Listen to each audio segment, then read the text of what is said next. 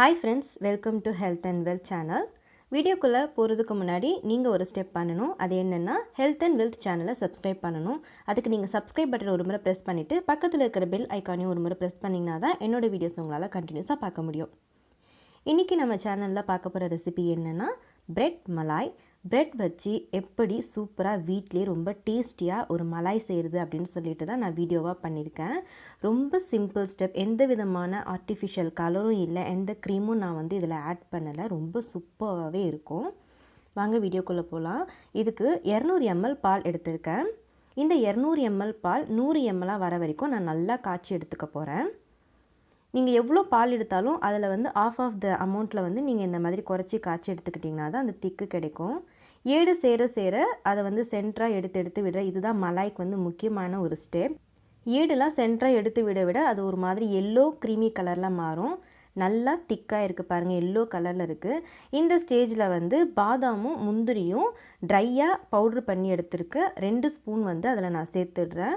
அளவு வந்து உங்களோட விருப்பம் தான் ஃப்ரெண்ட்ஸ், நீங்கள் எவ்வளோ வேணாலும் சேர்த்துக்கலாம். அந்த திக்னஸ் எவ்வளோ வேணும்னு விரும்புகிறீங்களோ அந்தளவுக்கு நீங்கள் பவுடர் சேர்த்துக்கலாம். கலர் இன்னும் வேணும்னு பிரியப்பட்டிங்கன்னா குங்குமப்பூ வந்து இருந்தால் அதையும் சேர்த்துக்கங்க. நான் எதுவுமே அது சேர்க்கலை. 4 டேபிள் ஸ்பூன் சர்க்கரை சேர்த்துடுறேன். இதுக்கு வந்து 3 டேபிள் ஸ்பூன் போதும். எனக்கு இன்னும் ஸ்வீட்டாக வேணும் அப்படின்றதுக்காக 4 டேபிள் ஸ்பூன் சர்க்கரை சேர்த்துருக்கேன். வாசனைக்காக ஏலக்காய் சேர்த்துருக்கேன். நல்லா மிக்ஸ் பண்ணி விட்டுட்டு இதை வந்து அப்படியே கொஞ்சம் ரூம் டெம்பரேச்சரில் கூல் பண்ணி வச்சுடுவோம். இப்போது ஒரு 4 பிரெட் எடுத்திருக்கேன். இது வந்து இந்த ஓரத்தில் மட்டும் வந்து கட் பண்ணி எடுத்துகிட்டு போகிறேன். நமக்கு வந்து அந்த சென்ட்ரு பார்ட் தான் முக்கியம். பிரெட் வந்து நீங்கள் இன்னும் பெரிய சைஸாக இருந்தால் கூட நீங்கள் வாங்கிக்கலாம். இது கொஞ்சம் சின்ன சைஸாக இருக்குது. பெரிய சைஸாக இருந்தால் இன்னும் கொஞ்சம் நல்லாயிருக்கும் டிசைன் பண்ணுறதுக்கு. இந்த கட் பண்ண சைடெலாம் வந்து எடுத்து போடாமல் அதை எடுத்து நம்ம பிரெட் க்ரம்ஸ் மாதிரி ரெடி பண்ணி வச்சுக்கலாம். இப்போது அந்த சென்ட்ரு பார்ட்டில் வந்து நான் வந்து இந்த மாதிரி சர்க்கிள் ஷேப்பில் வந்து சென்டராக ப்ரெஸ் பண்ணி எடுத்துக்கிறேன். நீங்கள் எந்த மாதிரியான டிசைன் வேணாலும் எடுத்துக்கலாம். ஓவல், அப்புறம் டைமண்ட், எப்படி வேணாலும் நீங்கள் வந்து கட் பண்ணி எடுத்துக்கலாம். நான் வந்து சர்க்கிள் தான் எடுத்திருக்கேன். இந்த மாதிரி லைட்டாக ப்ரெஸ் பண்ணி எடுத்தாலே வரும். நான் இதுக்காக தான் சொன்னேன், இன்னும் கொஞ்சம் பெரிய ப்ரெட்டாக இருந்தால் நமக்கு இன்னும் பெரிய சர்க்கிள் வந்து கிடைக்கும். இப்போது அந்த மீதி இருக்கிற அந்த ப்ரெட்டை வந்து இந்த மாதிரி நான் வந்து மாவு மாதிரி ரெடி பண்ணிக்கிறேன். கொஞ்சமாக காய்ச்சின பால் விட்டு குட்டி குட்டி பால் மாதிரி இதை நான் வந்து உருட்டி எடுத்துக்கிறேன் தனியாக. ஏன்னா எதுவுமே நம்ம வேஸ்ட் பண்ண வேண்டாம் அப்படின்றதுக்காக இதை வந்து ஒரு ஸ்வீட்டாக பண்ணலாம். இது கூட வேணும்னா வந்து நீங்கள் மில்க் பவுடர் இருந்தால் சேர்த்துக்கலாம். அது இன்னும் ஸ்வீட்டாக இருக்கும்.